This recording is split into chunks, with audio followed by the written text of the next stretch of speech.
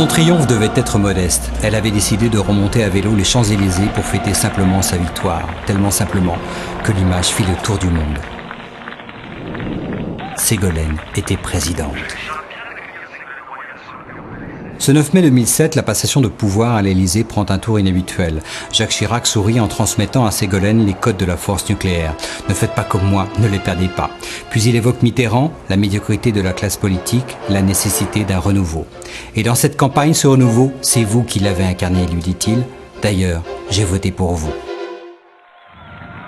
Tout avait commencé 3 ans plus tôt, un dimanche de mars. Sa formidable victoire au régional avait galvanisé Ségolène. Le Poitou-Charentes l'avait propulsé dans l'arène des grands guerriers de la politique. Le désastre du référendum sur la Constitution européenne allait accélérer l'histoire. Sonné, le PS est alors mûr pour accepter un candidat différent.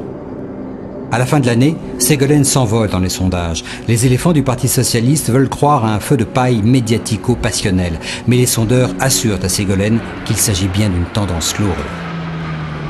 Mais elle sait qu'une campagne se gagne sur le terrain et l'horizon de Ségolène est vaste. En janvier, elle surprend tout le monde en se rendant au Chili pour soutenir Michelle Bachelet, la candidate à la présidence.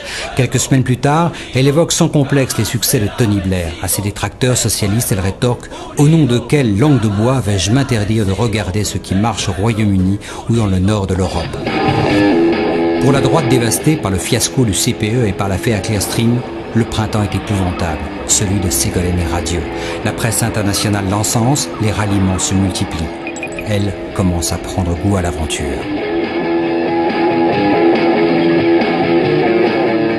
À gauche, l'été 2006 est celui de tous les règlements de compte. François Hollande est à la manœuvre. Première victime, Dominique Strauss-Kahn, qu'une campagne teigneuse range dans la catégorie des dilettantes de talent.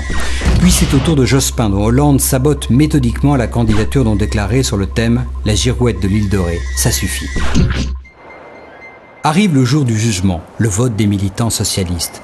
Les poids lourds du PS s'effondrent. Seul Arnaud Montebourg et sa 6e République font une percée avec près de 18% des suffrages. Ségolène apparaît intouchable, les autres sont ridiculisés. En ce début d'année, même le journalisme politique semble en pleine rénovation. Pour expliquer l'absence de Ségolène dans son livre sur les candidats à l'Élysée, Alain Duhamel publie dans Le Monde une tribune alambiquée en forme de mea culpa. Le projet du PS était insipide, la profession de foi de Ségolène est un coup de tonnerre. En mettant l'éducation et la recherche au centre de son programme, elle projette la France dans l'avenir. L'audace de ses propositions, inspirée sans complexe des modèles étrangers, déstabilise ses adversaires. Certains y voient la patte de Jacques Attali, d'autres affirment que Tony Blair est l'inspirateur de ce projet. Jamais une journée de la femme n'avait aussi bien porté son nom. Ségolène tient un meeting au Zénith. Elle est entourée par Hillary Clinton, Cherie Blair, mais aussi Simone Veil et même Roselyne Bachelot. Et l'émotion est intense lorsque Ingrid Betancourt, libérée 3 mois plus tôt après 5 ans de captivité en Colombie, prend la parole. Mais la vieille classe politique française a encore du ressort. Ses communicants font donner la presse people en distillant des rumeurs sur les tensions dans le couple Hollande-Royal. Sur une photo de la candidate prise à l'issue d'un épuisant meeting, VSD titre « Et si François la quittait ?» Un site, délicatement baptisé « Qui va s'occuper des enfants.com » concentre toutes les attaques machistes. Mais à droite, les affaires reprennent. La révélation d'écoutes téléphoniques visant Dominique de Villepin et ordonnée début 2006 par le ministère de l'Intérieur tombe à pic. Le clan Chirac se délecte. Considéré comme une victime dans l'affaire Clearstream, Nicolas Sarkozy ou son entourage sont suspectés d'une opération de base politique.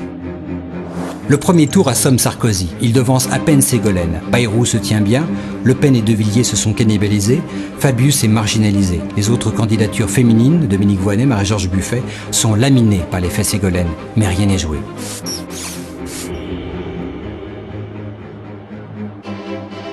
Le débat télévisé d'entre les deux tours est tendu. La semaine précédente, l'affaire des écoutes n'a cessé de rebondir avec la publication des enregistrements dans la presse. Ségolène cogne. Ulcéré, Nicolas Sarkozy se contient pour rester courtois. Le 6 mai 2007, la France élit une femme à la présidence de la République. Le Figaro titre « Une femme à l'Élysée, 20 minutes ». Élie Ségolène, Sarko au chaos.